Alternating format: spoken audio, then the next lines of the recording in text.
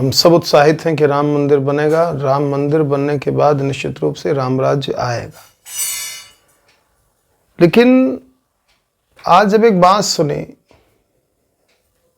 कहीं इंटरव्यू चल रहा था, शंकराचार्य ज्योतिष मठ के अभिमुक्तेश्वरानंद जी, तो अभिमुक्तेश्वरानंद जी ने एक बात कही। यह कहना था कि कम से कम भगवान श्री राम को दिखाने लायक हम तब हों जब कम से कम देश में गौ हत्या बंद हो जाए। विप्र धेनु सुरसंत हित लीन मनुज अवतार। तो जिन गायों के लिए भगवान राम अवतरित हुए, उन गायों की हत्या जिस देश में हो रही है, उस देश में हम राम जी के राम आएंगे गाय हत्या देखेंगे? ये बड़ा एक प्रश्न है। तो ऐसी परिस्थिति में हमारा ये कहना था कि कम से कम राम जी की प्रतिष्ठा करने के पहले देश में ये घोषणा हो जानी चाहिए थी। 75 साल से लोगों की मांग भी है, बहुसंख्यक हिंदू ये मांग करते रहे हैं कि गौ हत्या बंद होनी चाहिए, तो कम से कम ये घोषणा हो जाए। तो हमने ये निश्चय किया कि गौ हत्या जब संपूर्ण बंदी देश में घोषित हो जाएगी तभी राम जी का दर्शन करें। आप क्या राम राज्य केवल मंदिर बनने से आ जाएगा? राम राज्य आए उसके पहले आवश्यक है कि समझना कि राम राज्य है क्या। भाई राम कौन है? भाई प्रभु श्री राम का अवतार ही हुआ विप्रधेनु सुर संथित लीन मनुज अवतार। उसमें एक विशेष शब्द को हम जोड़ेंगे। यद्यपि शब्दों की अलग अलग व्याख्या है, बड़ी सुंदर व्याख्या है, पर हम जिस विषय को लेकर के चर्चा कर रहे हैं वो धेनु। आज गाय संकट में है, और जब गाय संकट में है तो गाय संकट में हो और मंदिर बन जाए तो उससे क्या परिणाम निकलने वाला है? वास्तव में तो राम राज्य की कल्पना तब होती है जब गाय का पुनर्व्यवस्थापन हो। असल में गाय केवल पशु नहीं है, इसको समझना पड़ेगा। केवल ऐसा नहीं कि एक हवा चल रही है, सनातन धर्म में गाय की बात है, सनातन धर्म में गाय की बात है, इसलिए हम गाय की बात कर रहे हैं। गाय की चर्चा सनातन धर्म में है तो निश्चित रूप से कुछ ना कुछ विशेष विषय होगा, विशेष बात होगी गाय के अंदर। गाय की चर्चा करके, और गाय को क्या कहा है? मानस में एक जगह प्रकरण आता है, धेनु रूप धरि हृदय विचारी। जब गाय संकट में है, रावण के पाप से संतप्त है, तो पापों का भार इतना है कि गाय ने कहा है कि गिरि सर सिंधु भार नहीं मोही और जस मोहि गरु एक पर द्रोही। मुझे पर्वतों का, कंदराओं का, पहाड़ों का, नदियों का, समुद्रों का इसका भार नहीं है जितना भार मुझे किसी भी पापी के पाप का होता है। तो पापी के पाप का भार होने से पृथ्वी भारित है, और जब पृथ्वी पापी के पाप के भार से भारित है तो उसने विचार किया कि ऐसी कौन सी योनि है जिस पर पाप का प्रभाव नहीं होता, और तब उसने विचार किया, और विचार करने के बाद धेनु रूप धरि हृदय विचारी, गाय का स्वरूप धारण किया। गाय के स्वरूप में ही जाकर के भगवान से प्रार्थना करती है, और भगवान ने तब कहा है। तो गाय की रक्षा के लिए भगवान आए, तो गाय की रक्षा के लिए भगवान क्यों आए, इस पर चिंतन करने की अत्यंत आवश्यकता है।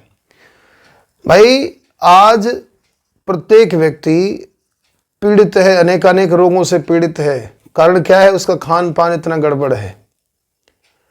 तो धरती पर रासायनिक खादों का प्रभाव है। अब रासायनिक खादों के प्रभाव के कारण दूषित अन्न उत्पन्न होता है, और उस दूषित अन्न को हम ग्रहण करते हैं, इसलिए अनेकानेक रोग अपने आप, हम चाहे कितना संयम कर लें, कितना योग कर लें, कितना व्यायाम कर लें, कितना भी कुछ कर क्यों ना कर लें, लेकिन जब हम दूषित अन्न ग्रहण कर रहे हैं तो उस दूषित रसायनों से युक्त उस अन्न से, रासायनिक जहरों से युक्त उस अन्न का प्रभाव हमारे शरीर पर होगा, और हमारे शरीर पर होगा तो निश्चित रूप से हम रोग मुक्त नहीं रह सकते हैं, हम बल्कि रोगों से युक्त हो जाएंगे, रोग घर कर जाएंगे। तो रोग से मुक्ति हो, रोग ना हो, इसके लिए क्या करना पड़ेगा? तो इसके लिए आवश्यक है कि शुद्ध अन्न का उत्पादन, और शुद्ध अन्न कहाँ से मिलेगा? क्योंकि गाय के गोबर में कुछ विशेष गुण होता है, गाय के मूत्र में कुछ विशेष गुण होता है। तो गाय के गोबर और गौमूत्र के विशेष गुणों के प्रभाव के कारण ही शास्त्रों में गाय की विशेष महत्ता है। अच्छा, सरकारें भी सबके लिए करने वाले लोग हैं। बकरी का अलग बना हुआ है बकरी पालन का, भैंसों का अलग बना हुआ, भैंस तो लोग छोड़ते नहीं हैं, सबका, सुअरों का, सबको पालने वाले लोग हैं। लेकिन गाय पालक जो जाति होती है वो सब लोग गाय पालते थे, और आज ये दशा हो गई कि गाय को सबने छोड़ दिया। बैल धर्म का स्वरूप होता है, धर्म से युक्त व्यक्ति ही कुछ अच्छा कर सकता है, तो बैलों को हमने छोड़ दिया। और जब हमने बैलों को छोड़ दिया तो ये दशा हो गई कि बैल अब सड़कों पर मारे मारे फिरते हैं। हम आश्रित हो गए किसमें? डीजल पे, पेट्रोल पे। कुछ लोग यद्यपि इस पर अच्छा कार्य कर रहे हैं, लेकिन कई लोगों के अंदर ये भाव भी है, जब चर्चा होती है तो कई लोग इस तरह की बातें भी बोलते हैं कि भाई ये स्लॉटर हाउस बंद करके सरकारों ने बड़ा गलत काम किया है। बिल्कुल आप सबके समक्ष भी ये बात आती होगी। हम सहेज ना पाए किसी को तो इसका मतलब ये थोड़ी होता है कि हम उसको खत्म कर दें। ये हमारी मूर्खता का परिणाम ये होता है कि इस तरह के भाव हमारे अंदर आ जाता है, क्योंकि हम सोच नहीं पाते, अपना भविष्य नहीं सोच पाते। जैसे एक बच्चा जो बीमार होता है वो खाने को अपने हिसाब से मांगता है, लेकिन माँ बाप क्या करते हैं? बच्चे की रुचि को ध्यान में रख करके नहीं, बल्कि बच्चे के स्वास्थ्य को ध्यान में रख करके और फिर उसको भोजन आदि देते हैं। जो ऐसा नहीं करते वो बच्चे के जीवन के साथ खिलवाड़ करते हैं। तो हम सबको इस बात पर चिंतन करना चाहिए। अब राम मंदिर बन रहा है, चूंकि भगवान राम की चर्चा है, राम मंदिर की चर्चा है, सबके अंदर उत्साह है, तो इसलिए इस बात को जानना अत्यंत आवश्यक है। और इस बात पर चिंतन किया है, कहा भी है कि जब तक गाय की हत्या होती रहेगी, गाय मारी मारी फिरती रहेगी, तब तक राम राज्य कैसे हो सकता है? सुनिए इसको। तो राम राज्य तब होगा जब गाय की सुरक्षा होगी, गौ हत्या बंद होगी। और गौ हत्या केवल स्लॉटर हाउस में होता हो ऐसा नहीं है। आप किसानों के पास चले जाइए, नगरों में चले जाइए, तो गाय पन्नी खा खा करके भी अपनी जान दे रही हैं। और जितना ही गौवंश का विनाश होगा उतना ही हम रासायनिक चीज़ों के आदी होते जाएंगे। इसलिए अत्यंत आवश्यक है कि हम सब लोग मिल करके, जब तक इस राम राज्य में गाय शब्द नहीं जुड़ा होगा, तो इसको हम लोग साधारण भाषा में कह सकते हैं गौ में राम राज्य।